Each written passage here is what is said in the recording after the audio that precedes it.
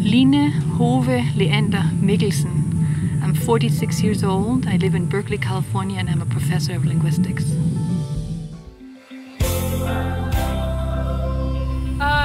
So as I said, she's really warm and friendly. She's really interested in other people, so she's always seems really genuinely interested to just learn about people and what they're like and who they are, and she's really a very caring person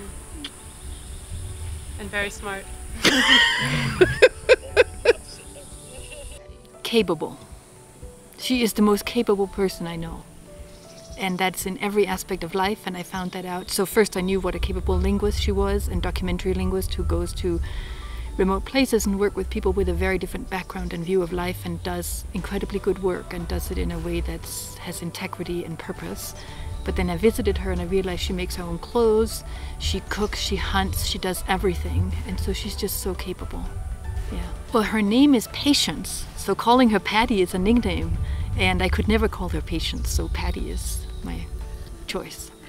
The goodness in her, how it just comes through in everything that she does, and her loyalty. She's a very loyal person. So it's exactly like what Pattie said in her interview. So I knew of her because linguistics is a small world, and she's a very good linguist, and she does very important work. I'd read some of her work that was very good on serial verbs and hoop. And so I'd met her when she came to Berkeley, and I had this sort of chat with her, and I just felt like here's a person I would like to get to know better. But she was living in Austin and I was living in Berkeley. But then we were both teaching at the Summer Institute in Chicago in 2015, and I forget whether we even arranged to meet up or whether we just ran into each other, but then we developed a routine with, after the day's work was done, going to the lake and swimming. And as Pattie said, we were going through similar things in our lives. We were roughly the same age, we both have kids, and so just sharing that and sharing it just as two women without families around, and that was very special. The first memory is actually how well she dresses. I feel like she's a person who really dresses to her persona, and I just remember she came and gave this talk and she was just wearing flat-bottomed shoes, really simple, elegant skirt and top, and her hair was done up, and I just thought, there's somebody who knows how to dress.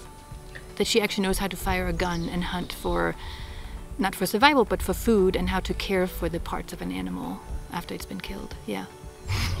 I think going out for music in Austin, just the two of us at the tail end of some big festival, and just feeling as, you know, just feeling like young again with her. Yeah. My superpower is kindness. I would bring in to everybody's heart the love for the common good. My son. Carrot. Trust and openness and companionship. That's impossible to say. They're so important. Life couldn't be without friends. I feel like I see a friend every day, partly because some of my students are my friends, some of my colleagues, my landlady is my friend. I have friends that I only see once a year, say in Denmark, but when I see them, they're still my friends, so I don't think it matters how often you see your friends.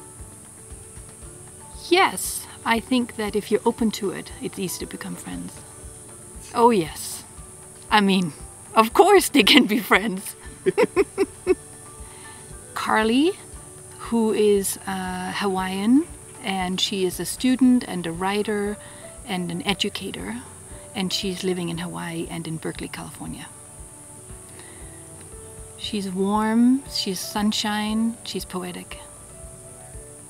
Even though she hasn't been my friend for that long, and even though we've had a student-teacher relationship, I feel I can say I like her soul. Through language, so she came to me because she was interested in continuing learning her native language, Olelo Hawaii, and I had an opportunity for that through my class and independent study, and through that we became friends. She writes beautiful stories and she translates them into Olelo Hawaii. Stay open. You share breath with her, which my understanding is that's the native Hawaiian way of greeting, where you touch noses and you share breath.